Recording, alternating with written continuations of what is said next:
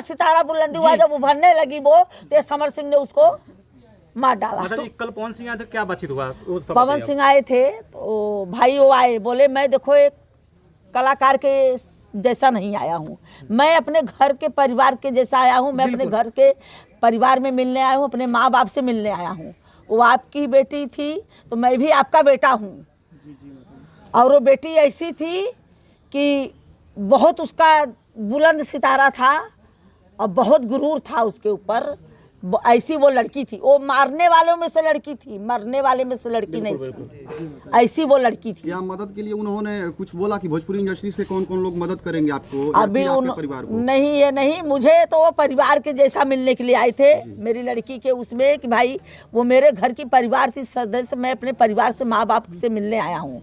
और मुझे ने ये बोला कि भाई आप ये मत सोच रहे कि आप अकेली हैं, आपकी लड़की चली गई है, अभी पवन सिंह बेटा आपका खड़ा है, जैसी आपकी बेटी करती थी वैसा ये बेटा भी आपके साथ खड़ा रहेगा। और माता जी ये कहा जा रहा है कि आकांक्षा दुबे जी इस परिवार का इकलौती एक बिटिया ऐसी थी जो पूरे परिवार का भरण पोषण करती थी। वही एक ऐसी लड़की थी जो बेटे का बनकर काम वो मेरा बेटा ही थी, वो मेरा बेटा ही थी। तो आप लोग मेरी बेटी नहीं थी, मेरा बेटा ही बीत रही होगी। मैं वही बोल रही हूँ, ये योगी आदित्यनाथ मेरी लड़की को न्याय दिलाइए।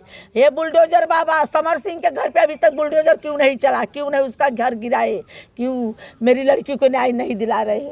मैं उनके पास सीधे गुहार लगा रही हूँ, मुझे न्याय दिलाए मेरी लड़की को। समर सिंह को कड़ी से कड़ी सजा दिया जाए उसको। अभी तक कहाँ ऐसा बिल बनवा, योगी आदित्यनाथ के राज में को कहाँ बिल बनवा के छुप के बैठा है जो योगी आदित्यनाथ के राज में वो नहीं पकड़ पा रहे कोई उसको। निरहुआ भी चाची बोल रहे हैं कि नहीं पकड़ पा रहा है मीडिया में कि हम हेल्प करेंगे और योगी सरकार हेल्प करेगी। सुनने में आ रहा है, आपको क्या लगता है योगी तक बात पहुंच चुका है? निरहुआ जी बोले थे, तो क्या लग रहा है कि पहुंच गया होगा? आपको पहुंचा होगा। मैं भी बोल रही हूँ योगी आदित्यनाथ के पास, वही अगर मुझे प्रशासन में नहीं कुछ कर रही है तो मैं उन्हीं के पास अपनी बेटी का गुहार लेके जाऊंगी। बुलडोजर बाबा कहाँ है आप? माता जी अभी घटना के 10 दिन हो चुके, प्रशासन का क्या रोल रहा? प्रशासन की कार्रवाई से कितना संतुष्ट हैं? 7 दिन तो मुझे हुआ, तो मुझे भी लगा कि प्रशासन कुछ नहीं कर रही है। फिर मुझे 48 घंटे प्रशासन मुझे कल बड़े साहब से बुलाए, मुझे बोले कि भाई हम लोग बैठे नहीं हैं, हम लोग कार्रवाई कर रहे हैं। जी कार्रवाई कर रहे हैं। अभी तक अपराधी कोई पकड़ा गया है कि नहीं उसमें? नहीं, अभी कोई नहीं पकड़ा गया। एक बात मैं और जोड़ना चाहता हूँ, जैसे होटल वाले ने कहा था कि आकांक्षा जी जिस दिन आई थी तो वो इतनी ज्यादा ड्रिंक की थी कि लड़खड़ाते हुए आ रही थी, लेकिन सीसीटीवी फुटेज से ऐसा कहीं नहीं लगता है कि आकांक्षा जी लड़खड़ा रही है। जो वो जा रही है एकदम अपने मतलब वो एकदम जैसे हो। तो वही तो मैंने प्रशासन से भी पूछा ना कि सर आपने, जब मैं आपसे सीसी फुटेज मांगी तो आपने मुझे दिया नहीं। और फिर हम लोग जैसे ही घर पे जा रहे हैं वैसे ही सीसी फुटेज ओपन कैसे हुआ? या तो प्रशासन ने चालू कराया होगा या तो फिर होटल मालिक ने किया होगा। तो प्रशासन बोली देखो हम लोग को ये बारे में नहीं मालूम है, हम लोग ने नहीं कराया है, ये होटल वाला किया। तो उसके ऊपर भी मुझे बड़े साहब बोले कि ये भाई गलत है, उसके ऊपर भी कार्रवाई किया जाए।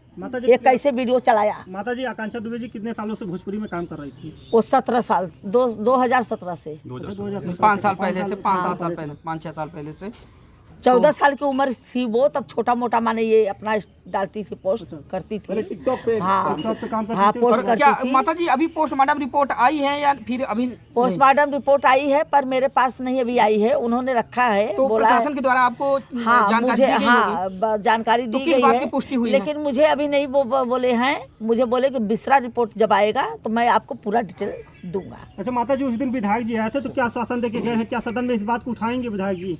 हाँ, मुझे वो भी आश्वासन देके गए हैं कि मैं आपको बेटी को न्याय दिलाऊंगा, कि वो उसने हत्या नहीं किया है, उसको मारा गया है। ये साफ साफ दिख रहा है। आप लाइव जो आई मेरी लड़की उसमें देख लीजिए, जो भी उनका ये वीडियो कोई देखो, फांसी लगा सकती हैं तो लगाई है अपने से फांसी।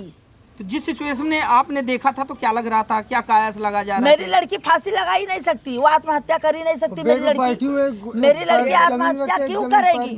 जब वो इतना दुख, इतना तक इतना मुसीबत काटी, तब तो उसने कुछ किया ही नहीं। आज वो जो मुकाम में पहुंचना था वो मुकाम में पहुंच गई तो वो आत्महत्या कर लेगी। तो कहीं ऐसा नहीं लगता कि होटल भी, जो होटल का मालिक है या जो मैनेजर है तो जो उनकी भूमिका है वो भी संदिग्ध है। हाँ है होटल मालिक भी मिला हुआ है मैनेजर। अच्छा होटल मैनेजर मिला हुआ है। होटल का मालिक मैनेजर जो बोल रहा था कि पुलिस जब आई थी वहाँ पर चाबी खोले गए थे, उसको कैसे पता कि 2:30 बजे आई 3 बजे उसका काम तमाम। और माता जी ये होटल मैनेजर ने बोला है 2:30 बजे आई 3 बजे उसका काम तमाम। और एक अब पहली बात ये प्रशासन से मैं भी ये पूछना चाहती हूँ कि हम लोग तो यहाँ थे नहीं, बम्बई में थे। जब प्रशासन को पता चली कि एक लड़की ने आत्महत्या होटल में कर ली, किसने फ़ोन किया क्या किया मुझे नहीं पता।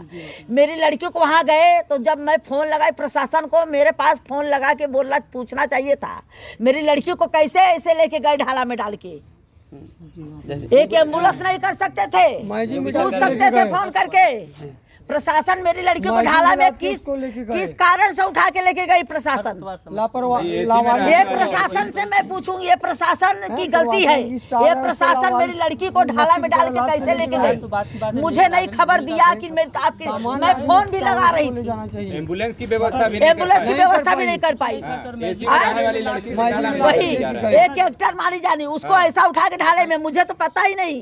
माता जी एक सवाल और करेंगे। लोगों के द्वारा बताया जाता है जब होटल में गई हैं आकांक्षा दुबे जी तो उस समय जो है लाइट कट गई थी। लाइट कटी नहीं थी, कट गई थी। हाँ वही तो लाइफ आई थी, वही लाइफ आई, वही तो मैं बोल रही हूँ। वो भी आरोपी तो मुझे मैं बोले पकड़े थे, फिर मुझे बोले कि मैं पूछताछ करके छोड़ा हूँ।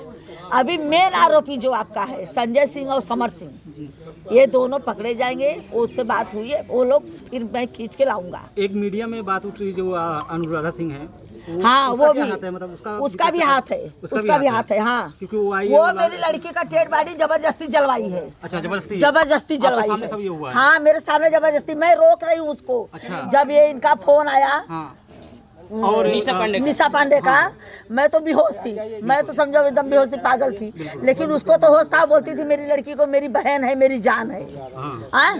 तो वो बैठ के वहाँ पे वो जल्दी जल्दी मेरे पास फ़ोन आया, मैं रिक्शे पर से उतरी, रोक रही हूँ, रोको रोको। तो मेरे हाथ से मोबाइल लेके फिर निशा पांडे को शायद गाली उली दी, और मेरा भी मोबाइल अपने हाथ में ली, और मेरे लड़के का भी मोबाइल।